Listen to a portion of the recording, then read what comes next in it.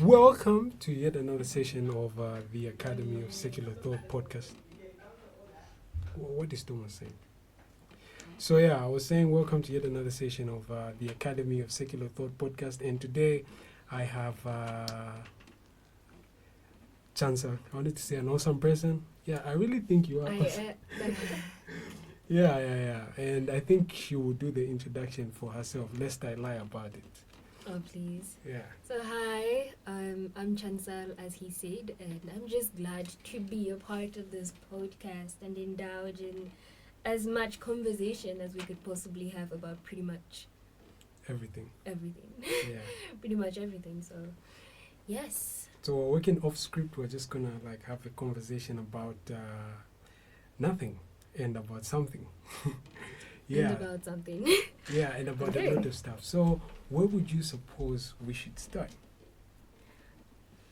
Pretty much everywhere. I mean, just prior to this, we were lightly touching on stuff about the universe. Yeah. Yeah. Some of us who love the cosmos. Some of us who love the cosmos, as he puts it. So about the universe. I feel like the universe, as I mentioned prior to this, is a very broad topic of discussion. Yeah. So what exactly really, when you say the universe, are you trying to pin out? I think what intrigues me about the universe is the sheer magnitude and the size of it. You know, I think it helps you become very humble. There are a lot of people that think the world and everything around them revolves around them. Mm-hmm. But when you take some time to understand the size of the universe, you begin to see that there's a lot of room for humility, because you are so... it's like you're a speck insignificant in so much size, you know what I mean? Yeah, that's what intrigues me about it. I think I feel I share your sentiments there. I actually almost solely share your sentiments there. At the same time, despite being very aware of how vast and wide and just, as I mentioned, ginormous, huge this world is, and just how small we are, just but a speck of dust in all of this, is that we are at the same time almost simultaneously a part of this whole collection. Yeah, true. You know, energy. As everything exists in energy, as you and I exist in energy, despite being these little specks. Yeah, true. Somehow, we are a part of all this super amazing, huge collection of existence. Yeah. A part of this whole blob of energy. Yeah, so and if you do, and if you actually put that is something to be. And if you actually put it like that, to some degree, we do come across as very special. But a reason why I was claiming before we even started this conversation that we seem to be like some sort of like an accident is because of how we just occupy a very small space amid all the other space. It's like all that space is just left is all useless space. So I was thinking the fact that we are like just a pinprick of life in a vast array of other non-life forms feels to some degree like we are not special. Like we just happen to be a very nice fluke or something, or we happen to be a very nice chance, like a sheer chance that we are here. Yeah. And I said, if we were an accident, then we obviously are a deliberate accident. Yeah. Something that is deliberate, because everything about this human planet is too organized, and you could almost want to use the word symphonic, eh? Yeah. So it's just too perfectly orchestrated for it to just be an accident. But then if you do say that, I that there are some, I also feel like it's very organized. It's almost as if it was put there by some intelligent mind. But if you were to say like it's where everything around us and inclusive of us, we are some source of an intelligent mind. Uh-huh. But that only builds a bigger question for you to like tackle. Because then the next question that will follow that is, what's the reason for that mind to be there? Like, how did that mind come to be? Because the mind also needs an explanation the same way we need an explanation for our being here. And the same way everything around us seems so perfectly put together needs an explanation. How much more for the mind that put everything we see around us, this beauty, this complexity together, it also needs a bigger explanation. A bigger explanation, you mean on its part or on our part? On its part, because it's like a question about, if there is something, then it must have come from, it's practically hard to think of something that must have come from somewhere. Like nothing causes itself. But if you're going to follow the cause and effect thing, then you have to be able to say what caused the first thing that caused everything else. Like what caused the primary. Like what? The concept behind existence is from what I have gathered and come to understand is energy itself. Yeah.